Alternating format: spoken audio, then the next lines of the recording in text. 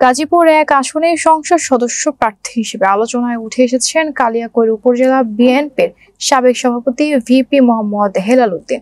বিএনপির মনোনয়ন প্রত্যাশীর দৌড়ে তিনি এখন আলোচনার কেন্দ্রবিন্দুতে।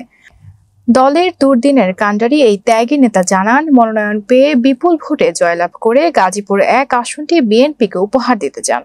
রাজু আহমেদের ক্যামেরায় বিস্তারিত জানাচ্ছেন জাকারিয়া শিকদার। গাজীপুর এক আসন থেকে সংসদ সদস্য পদপ্রার্থী ভিপি মোহাম্মদ হেলাল উদ্দিন কালিয়াকৈর উপজেলা বিএনপির সাবেক এই সভাপতি, গাজীপুর এক আসন থেকে বিএনপির দলীয় মনোনয়ন প্রত্যাশী। আমি আমার দলের কাছে মনোনয়ন প্রত্যাশী হিসেবে মনোনয়ন দাবি করি। দীর্ঘদিনের রাজনৈতিক জীবনে জনগণের চিন্তা চেতনা মাথায় রেখে জনগণের পাশে থেকে সবসময় সমস্যা সমাধানে কাজ করে গিয়েছেন তিনি। রাজপথে ছিলেন, মামলা হামলার শিকার হয়েছেন, জেল খেটেছেন বহুবার, তবু একটি সেকেন্ডের জন্য অন্য কোনো দলের সাথে আপোষ করে চলেননি ভিপি হেলাল। 46-47 বছর জনগণের পাশে থেকেই আমি কিন্তু রাজনীতিটাকে ত্বরান্বিত করেছি। আদর্শ বাস্তবায়নের ক্ষেত্রে কখনো কোনো দিন কারোর সাথে আপোষ করিনি। ফ্যাসিস্ট সরকারের বিদায় হয়, তার জন্য আমাদের ভূমিকা কোনো অংশেই কম ছিল না। আজকে এই ফ্যাসিস্ট সরকার আমার বিরুদ্ধে 31টা মামলা দায়ের করেছে। এই মামলার মধ্য দিয়ে আমি 4বার জেলখানায় গিয়েছি গ্রেফতার হয়ে। তারপরে অনেক নির্যাতন আমার উপর এই ফ্যাসিস্ট সরকার চালিয়েছে। তারপরে দল থেকে আমি কিঞ্চিত অন্যদিকে ধাবিত হইনি, যে আসলে আমি তো কোনো দখলদারিত্বের রাজনীতি করি নাই। আমি তো জনগণের পাশে থেকে জনগণের মন জয় করার জন্য চেষ্টা করেছি। গাজীপুর এক আসন থেকে দানের শীষের মনোনয়ন পেলে বিপুল ভোটে জয়লাভ করে এই আসনটি বিএনপিকে উপহার দিতে পারবেন বলে মনে করছেন ভিপি হেলাল। যদি দল দেয় তাহলে আমি মনে করি যে অবস্থায় গাজীপুর এক আসনে সর্বোচ্চ ভোট পেয়ে দল মত নির্বিশেষে আমি আমাদের ভারপ্রাপ্ত চেয়ারম্যান জনাব তারেক রহমানকে এই আসন উপহার দিতে পারব। বিগত কোনো নির্বাচনেই এই আসনটিতে জয়লাভ করতে পারেনি দানের শীষ, তবে তিনি এবার বিএনপি থেকে মনোনয়ন পেয়ে এই আসনটি পুনরুদ্ধার করতে চান।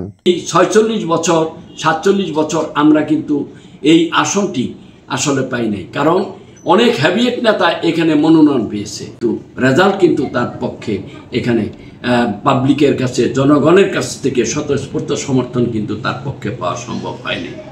আমি আশা করি যে আমাকে যদি দেওয়া হয় তাহলে এই 46-47 বছরের হারানো আসন, এই কালিয়াকৈর এবং কোনাবাড়ি আসনের সকলেই আমার প্রতি এই স্বতঃস্ফূর্ত সমর্থন তাদের আছে।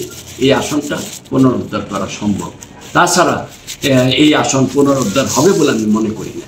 দীর্ঘদিনের নিপীড়ন নির্যাতনের শিকার ত্যাগীদের দল মূল্যায়ন না করলে দল হিসেবে বিএনপি আবারও ক্ষতিগ্রস্ত হতে পারে, সেই সাথে দল থেকে মুখ ফিরিয়ে নিতে পারেন সমর্থকরা, এমনটি মনে করছেন ভিপি হেলাল। যারা এই বিগত সরকারের ফ্যাসিস্ট সরকারের সাথে সুযোগ সুবিধা গ্রহণ করেছে ফ্যাসিস্ট সরকারের কাছ থেকে, এবং তাদের সাথে ব্যালেন্স করে তারপরে গিয়ে রাজনীতি করেছে, তাদের স্বার্থ সংরক্ষণ করেছে, তাদেরকে যদি কিনা দল মনোনয়ন দান করে তাহলে কিন্তু পাবলিক মুখ ফিরিয়ে নিতে পারে।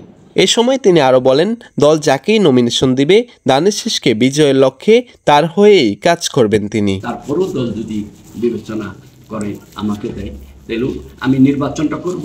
যদি অন্য কাউকে বেটার মনে করে দল তাহলে তাকে দিবে।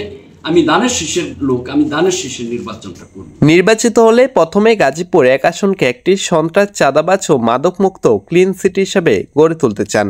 এছাড়াও বেকারত্বের কর্মসংস্থান, এলাকার উন্নয়ন, রাস্তাঘাট সংস্কার, প্রয়োজনীয় ড্রেনেজ ব্যবস্থা, শিক্ষার মান উন্নয়ন এবং স্বাস্থ্যখাতেও ব্যাপকভাবে উন্নয়ন করার অঙ্গীকার ব্যক্ত করছেন তিনি। আর বিশেষ করে আমি যদি নির্বাচিত হতে পারি তাহলে আমার একটা পরিকল্পনা, ব্যক্তিগত পরিকল্পনা তো থাকতেই পারে যারা রাজনীতি করেন, একটা বিভিন্ন আঙ্গিকে, যেটা জনগণের পক্ষে এই পরিকল্পনা। যেমন এখানে বাসস্থান, এটা আমার নাগরিক অধিকার, আমার শিক্ষা এটা নাগরিক অধিকার এদেশের মানুষের, স্বাস্থ্য এদেশের নাগরিক অধিকার, সাংবিধানিক অধিকার, শিক্ষা এদেশের সাংবিধানিক অধিকার।